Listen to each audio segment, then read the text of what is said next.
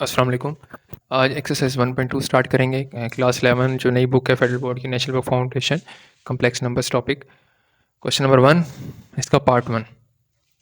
आप सबसे पहले इसमें ये अब ये प्रूव करना है। इसमें सबसे पहले आप ये समझ लें कि इसका क्या मतलब है और इसका क्या मतलब है। एक एग्जाम्पल के तौर पे पहले आप समझ लें कि इस आर ई का क्या मतलब होता है और इस ए आई एम का क्या मतलब होता है। आर ई यूज़ होता है रियल नंबर के लिए और आई एम यूज़ होता है इमेजिनरी नंबर के लिए। फंक्शन है, अगर लिखा हुआ है ना आर ई और फॉर एग्जांपल 4 + 2 आयोटा, तो इसका आर ई जो है ना वो है 4, हम रियल नंबर लेंगे। अगर लिखा हुआ है आई एम 4 + 2 आयोटा, तो 2 जो है ना इसका आई एम है, इमेजिनरी। इसका मतलब अगर हम जनरल फॉर्म में x + y आयोटा इसका कहते हैं रियल नंबर क्या होगा, तो x होगा। और अगर इसका इमेजिनरी नंबर तो वो y होगा। तो आई एम जब भी लिखा हो तो उसका अपने इमेजिनरी नंबर लिखना होता है, और जब भी लिखा हुआ हो आर ई तो उसका अपने रियल पार्ट लिखना होता है। अब इसी कंसेप्ट के अकॉर्डिंग हमने इस क्वेश्चन को सॉल्व करना है। तो अब जी का क्या मतलब है कि जी लिखा हुआ है कि एक अपने लेट कर लेना है नंबर, ठीक है। आपने लेट कर लेना है एक नंबर, कम्प्लेक्स नंबर को हम लोग यूं ही लेट करते हैं ना, या तो a + b आयोटा या x + y आयोटा, एक ही बात है। अब सॉल्व करते हैं लेफ्ट हैंड साइड। रियल, आई और जी, इसका क्या मतलब है? इसका मतलब ये है कि रियल पार्ट निकालना है हमने इसका, आई इंटू जी से रियल पार्ट निकालना है। तो पहले हम आई इंटू जी क्रिएट कर लेते हैं, उसमें से रियल पार्ट निकालेंगे। तो हम लिखते हैं आर ई आई और जी एक्स प्लस आयोटा वाई। अब ये फंक्शन हमने नहीं यूज़ किया, आर ई वैसे लिखते रहे। ये मल्टीप्लाई होकर हो जाएगा एक्स आयोटा और ये मल्टीप्लाई हो जाएगा आयोटा स्क्वेयर वाई। अब आयोटा स्क्वेयर क्या होता है? -1 होता है। तो एक्स आयोटा -1, तो ये माइनस वाई। तो ये हमारे पास आ गया इसका रियल पार्ट आ गया -y। अब राइट हैंड साइड सॉल्व करेंगे, वो भी यही आनी चाहिए, राइट हैंड साइड। लिखा हुआ है -im इंटू जी। तो जी क्या हमने सपोज किया, ये x + y आयोटा या आयोटा y, तो हम लिखेंगे minus imaginary x + iota y। अब minus imaginary x + iota y, इसका हम इमेजिनरी y निकाल लें तो y है, तो ये हो जाएगा माइनस मल्टीप्लाई से -y। तो left hand side equal to right hand side, और ये हमारा क्वेश्चन सॉल्व हो गया, दोनों साइड्स इक्वल आ रही हैं। अब इसका हम लोग करते हैं सेकंड पार्ट। बहुत आसान से क्वेश्चन हैं। सेकंड पार्ट है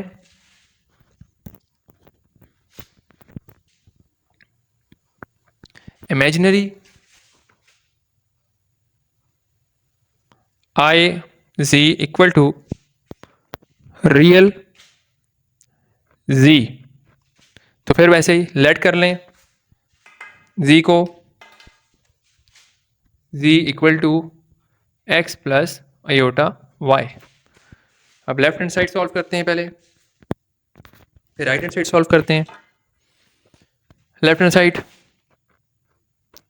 imaginary iota z, imaginary iota, अब जी क्या है? X + iota y. तो पहले सॉल्व करें, फिर इस फंक्शन को अप्लाई करें, iota x + iota square y. तो imaginary iota x minus y, क्योंकि आयोटा स्क्वेयर इक्वल होता है -1 के, तो -1 के इक्वल होता है, तो ये हो जाएगा -y। तो इमेजिनरी यहाँ पर आ गया -y, इमेजिनरी यहाँ पर आ गया x, क्योंकि आयोटा आ रहा है x के साथ। Next right hand side. अब राइट हैंड साइड में देखिए रियल और z, मतलब रियल फंक्शन लगाना है इस फॉर्म पर, तो ये आ जाएगा x। तो left hand side equal to right hand side, और ये सवाल सॉल्व हो गया। अब स्टार्ट करते हैं क्वेश्चन नंबर 2। क्वेश्चन नंबर 2 में आपने प्रूव करना है, और प्रूव हमने करना है, ऊपर लिखा हुआ भी है कि अलजेब्रिक प्रॉपर्टीज़ को यूज़ करना है जो कम्प्लेक्स नंबर्स की हैं। वही एसोसिएटिव लॉ हो गया, डिस्ट्रीब्यूटिव लॉ हो गया, मल्टीप्लिकेटिव एसोसिएटिव लॉ हो गया, हमने वो करना है, ठीक है, यूज़। तो सबसे पहले हम लोग ले लेते हैं ये वाली साइड, ठीक है, Z1 Z2 into Z3 Z4। अब इससे हम लोगों ने नेक्स्ट साइड प्रूफ करनी है। अब नेक्स्ट साइड प्रूफ करने के लिए सबसे पहले हम लोग इस पर ही एसोसिएटिव लॉ लगाएंगे। एसोसिएटिव लॉ कैसे लगेगा, थोड़ी सी जो है इस सवाल में अपने लिए आप आसानी कर लें, ठीक है, थोड़ी सी आसानी कर लें अपने लिए सवाल में। आसानी यूँ कर लें कि इस कंप्लीट को जो आपके सामने है Z3 और Z4, इसको लेट कर लें अपनी आसानी के लिए, कुछ भी लेट कर लें x। तो ये बन जाएगा Z1 Z2 इंटू x। अब इस पे लगाते हैं एसोसिएटिव लॉ। एसोसिएटिव लॉ जो है वो क्या है कि ये दो ब्रैकेट्स इन दो ब्रैकेट्स के साथ आ जाएंगे, ठीक है। तो आगे लिखना ज़रूरी है, हम लिखेंगे एसोसिएटिव लॉ, जहाँ लगा रहे हैं उसके सामने नीचे नेक्स्ट स्टेप में लगा रहे हैं एसोसिएटिव लॉ। तो ये दोनों ब्रैकेट्स ओपन हो गई और नेक्स्ट टू के साथ आ गई। अब वापस वैल्यू लिख दें एक्स की, ये वाली पुट कर देंगे जो वैल्यू हमने लेट की थी यहाँ पर। तो ये बन जाएगा, दोबारा से लिख दें x equal to Z3 Z4 ताकि कन्फ्यूज ना हो। तो ये Z2 वैसे ही आ गया और आगे आ गया Z3 Z4, ठीक है, ये पूरे का पूरा। तो इसको हमने अलग ब्रैकेट में लिखना है बीच में। अब फिर एसोसिएटिव लॉ लगाएंगे दोबारा से यहाँ पर, दोबारा से हम एसोसिएटिव लॉ लगाएंगे। तो दोबारा से एसोसिएटिव लॉ लगाएंगे तो फिर लिख देते हैं एसोसिएटिव लॉ, एसोसिएटिव लॉ। अब दोबारा से एसोसिएटिव लॉ लगाएं तो क्या हो जाएगा, Z2 और Z3 को एक ब्रैकेट में ले आए, Z2 और Z3 को एक ब्रैकेट में ले आए और Z4 को अलग कर दें।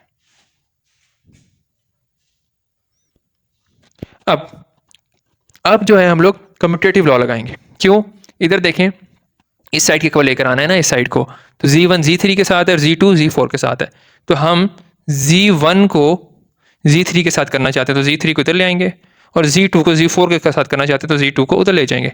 तो कम्यूटेटिव लॉ यही होता है कि कम्यूटेटिव लॉ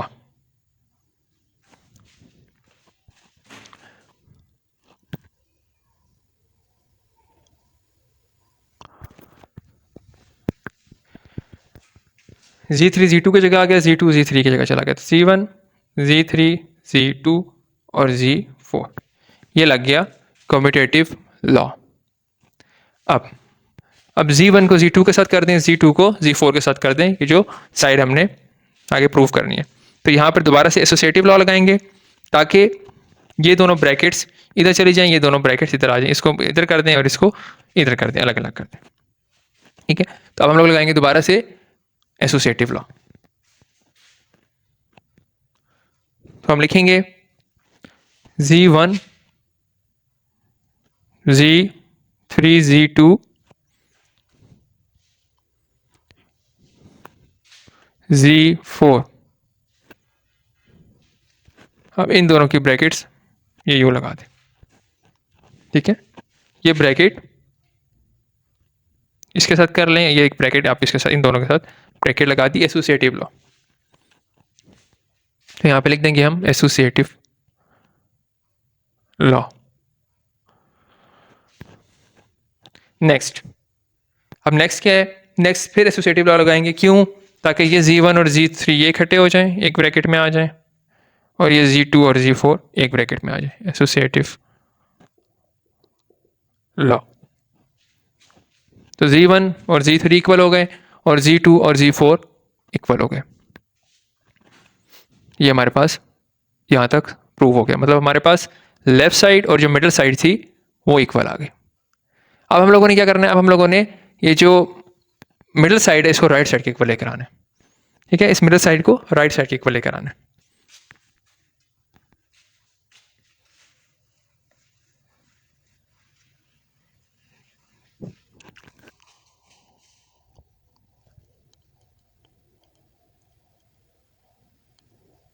अब मिडिल साइड हमारे पास है Z1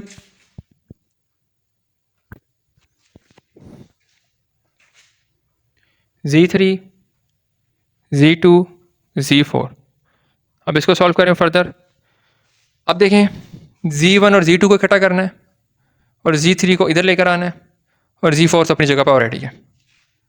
तो पहले हम कम्यूटेटिव लॉ लगा देते हैं और इन दोनों की साइड्स चेंज कर लेते हैं ताकि Z1 इधर आ जाए और Z3 इधर आ जाए, ताकि Z1 उधर चला जाए और Z3 इधर आ जाए। तो हम यहाँ पे लगाते हैं कम्यूटेटिव लॉ, ये हो जाएगा Z3 और Z1 दोनों की जगह चेंज हो गई, इनको ज़रूरत नहीं है चेंज करने की, Z2 Z4 वैसे ही। तो ये कम्यूटेटिव लॉ, कम्यूटेटिव लॉ यही होता है ना कि A B equal to B है। देखिए कम्यूटेटिव लॉ यही है ना, A B equal to B है। और एसोसिएटिव लॉ क्या है? ये एसोसिएटिव लॉ है कि ब्रैकेट्स आपने चेंज कर दी, तो ये एसोसिएटिव लॉ है और ये कम्यूटेटिव लॉ। तो यही दोनों यूज हो रहे हैं हर जगह पर। अब क्या करना है? अब देखें साथ राइट साइड को देखते रहें। अब ब्रैकेट आ रहा है Z1 और Z2 के साथ, Z1 और Z2 के साथ ब्रैकेट आ रहा है, तो आपने दोबारा से Z3 को ब्रैकेट से निकालना है और Z1 और Z4 के साथ ब्रैकेट को लेकर आना है। ठीक है, तो Z3 से आपने ब्रैकेट को निकालना है। Associative law, Z1 Z2 Z4, ये आ गया एसोसिएटिव लॉ दोबारा से। अब आप देखिए Z1 और Z2 है, दोबारा से यहाँ पर फिर एसोसिएटिव लॉ लगेगा, ये इसके साथ आ जाएगी और ये इसके साथ आ जाएगी। दोबारा से एसोसिएटिव लॉ लगा दें, Z3 Z1 Z2 और Z4,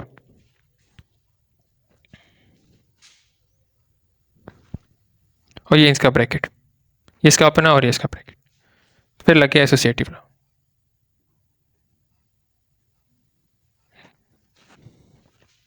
अब क्या करना है? अब दोबारा से एसोसिएटिव लॉ लगाना है। अब उससे क्या होगा कि Z1 और Z2 इनकी ब्रैकेट अलग हो जाएगी और ये वाली ब्रैकेट जो है आपकी खत्म हो जाएगी। दोबारा से एसोसिएटिव लॉ लगा दें, Z1 और Z2 इकट्ठे हो जाएंगे और जो आपके पास बाकी रिमेनिंग है Z3 और Z4 वो अलग अलग हो जाएंगे। तो दोबारा लगाएं, Z3 अलग हो जाएगा, Z1 और Z2 और Z4।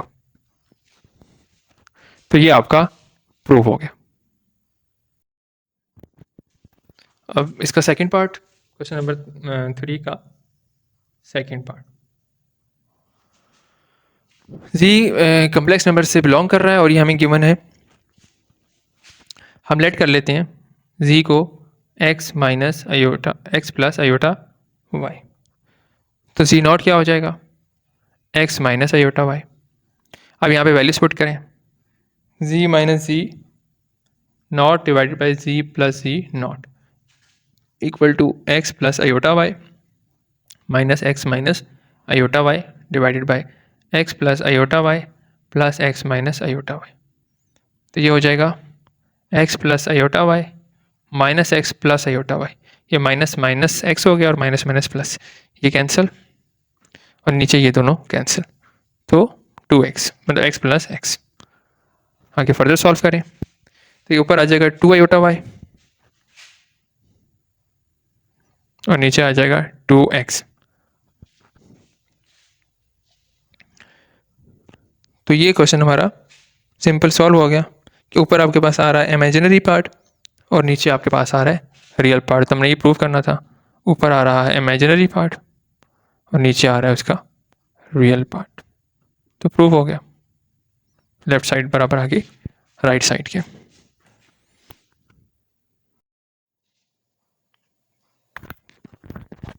नेक्स्ट क्वेश्चन नंबर 3 करते हैं और इसका पार्ट 1। थोड़ा सा क्वेश्चन समझ लें, आगे सॉल्व करना बिल्कुल मुश्किल नहीं है, थोड़ा सा क्वेश्चन को समझ लीजिए बस।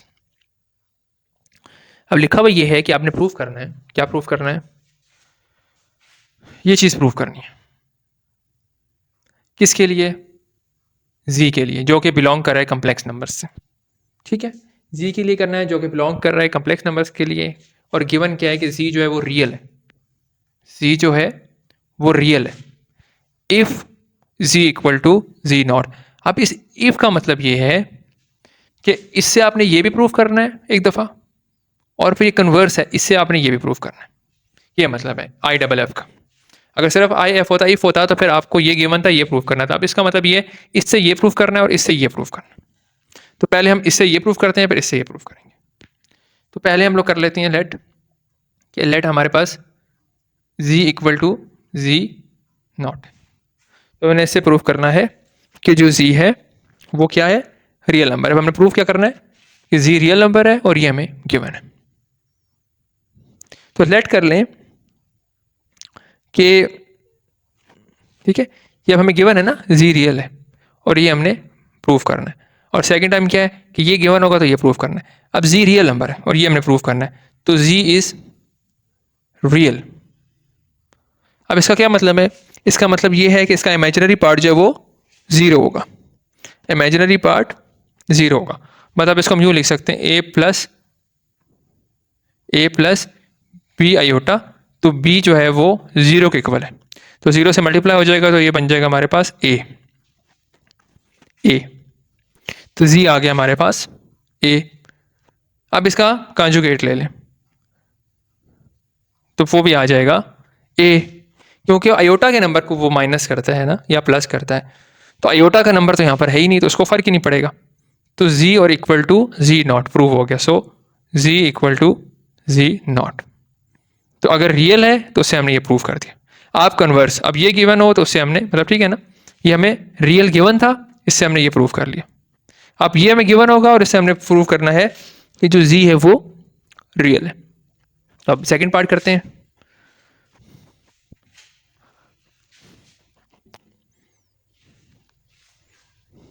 अब z equal to G not ये गिवन है और हमने प्रूव करना है कि z रियल है।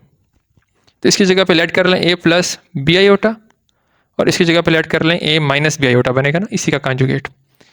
अब इनको सॉल्व कर लें, इनको इधर ले आएं, a minus A plus B iota plus B iota equal to zero. तो ये a कैंसिल हो जाएगा, ये बन जाएगा two B iota equal to zero. दोनों तरफ टू आयोटा से कैंसिल कर लें तो b इक्वल टू जीरो। अब b इक्वल टू जीरो है, इसको आप पुट करें रियल नंबर में a प्लस बी आयोटा, यहाँ पे b की वैल्यू ज़ीरो पुट करें तो ये हो जाएगा a plus zero into iota, तो ये हो जाएगा z इक्वल टू a। ये प्रूव हो गया कि जो z है वो रियल नंबर है, a जो आ रहा है इसलिए, तो हमने प्रूव कर लिया z इज रियल। तो दोनों साइड जो है वो प्रूव हो गए वाइस वर्सा। ठीक है,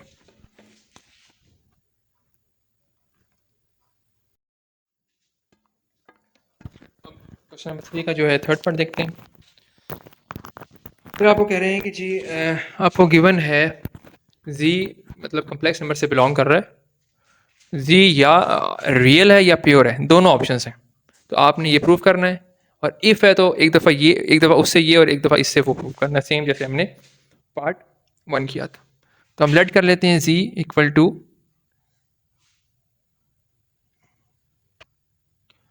x प्लस आयोटा y। तो पहले हमने सपोज करना है कि z रियल है और इमेजिनरी है ये वाला, ताकि हम इसको प्रूव कर लें। तो z रियल है तो ये बनेगा, और अगर इमेजिनरी है तो ये बनेगा। दो ऑप्शंस और के साथ जो हमें गिवन है। अब अगर हम इसका z नॉट ले लें तो वो हो जाएगा x, कोई फ़र्क नहीं पड़ेगा। और अगर हम इसका z नॉट ले लें तो वो चेंज हो जाएगा, माइनस आयोटा y बन जाएगा।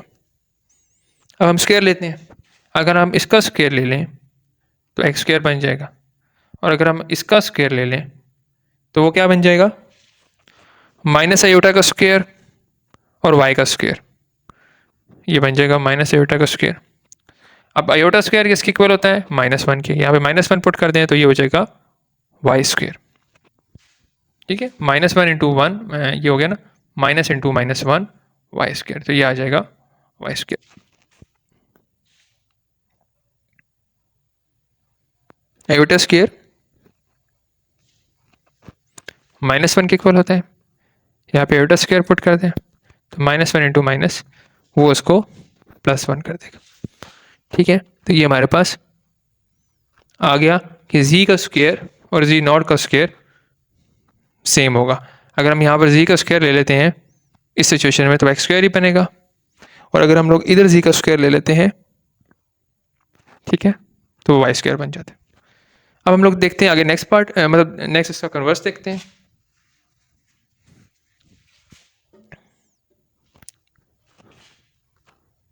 ये अब हमें गिवन है और इनकी जगह पे हमने वैल्यूज पुट करनी है। यहाँ पे पुट करेंगे x माइनस आयोटा वाई और यहाँ पर x माइनस आयोटा वाई का प्लस आयोटा वाई का स्क्वायर। तो इनको सॉल्व करें तो यहाँ पे फॉर्मूला लग जाएगा a plus A minus B का होल स्क्वायर, तो A square plus B square minus 2ab और यहाँ पर a प्लस बी का whole square, A square plus B square plus 2ab, ये एक्स स्क्वायर हो जाएगा, ये plus iota square Y square, ये माइनस 2xy आयोटा, फिर X square plus iota square Y square, फिर प्लस 2xy आयोटा। अब ये माइनस 2xy आयोटा और प्लस 2xy आयोटा ये दोनों एक तरफ ले जाएं और इनको एक तरफ ले जाएं, तो ये और ये कैंसिल हो जाएंगे, ये और ये कैंसिल हो जाएंगे, तो पीछे ये रह जाएगा 2xy iota plus 2xy iota. मैं इसको उस तरफ ले जाऊँगा, इसको एक ही बात है, इक्वल टू 0। तो ये बन जाएगा 4xy आयोटा इक्वल टू 0। तो इसका मतलब ये हो गया कि हमारे पास x भी 0 आ रहा है और y भी 0 आ रहा है। अब चेक कर लें दोनों तरह से, ठीक है, x भी 0 आ रहा है और y भी 0 आ रहा है। ये प्रूव हो गया कि हमारे पास x जो है वो रियल नंबर भी है और जो हमारे पास z है वो रियल भी है और इमेजिनरी भी है। अगर हम इसको पुट कर देते हैं इसके अंदर तो इमेजिनरी भी आ जाता है और रियल भी आ जाता है। तो ये हमारा पार्ट सॉल्व हो गया। Next question number 5, sorry question number 4। अब क्वेश्चन नंबर 4 में देखें गिवन है हमें z1 और एक कम्प्लेक्स नंबर है z1, ये गिवन है। इसके अलावा z1 z2 का मैग्नीट्यूड किया मैंने दोनों का मल्टीप्लाई करके और हमने z2 का सेपरेट मैग्नीट्यूड फाइंड आउट करना है। अब हमारे पास जो इसका फार्मूला है वो ये है, पहले वो हम देख लेते हैं कि देखें z1 और z2 का मैग्नीट्यूड इनके सेपरेट मैग्नीट्यूड के इक्वल होता है। अब हमें ये गिवन है, ये दोनों हमने एक्चुअली तो ये फाइंड आउट करना है, लेकिन पहले ये भी फाइंड आउट करना पड़ेगा। तो सबसे पहले हम लोग z1 का मैग्नीट्यूड फाइंड करते हैं। ये है ना z1, 2 का स्क्वायर प्लस माइनस 3 का स्क्वायर, तो ये हो जाएगा 4 प्लस 9 अंडर रूट 13। तो ये हमारे पास आ गया z1 का मैग्नीट्यूड। अब हमें होल तो मैग्नीट्यूड दिया हुआ है, ठीक है, तो हम इसको यूँ लिख सकते हैं z1 into z2 equal to z1 z2 side change कर लें। इसकी हमने वैल्यू फाइंड कर ली अंडर रूट 13 और z2 वैसे लिखा और z1 z2 का होल मैग्नीट्यूड जो है वो हमारे सामने 16 है। दोनों तरफ अंडर रूट 13 से डिवाइड कर दें तो ये हमारे पास आंसर आ गया z2 का magnitude 16 by under root 13। Solve हो गया।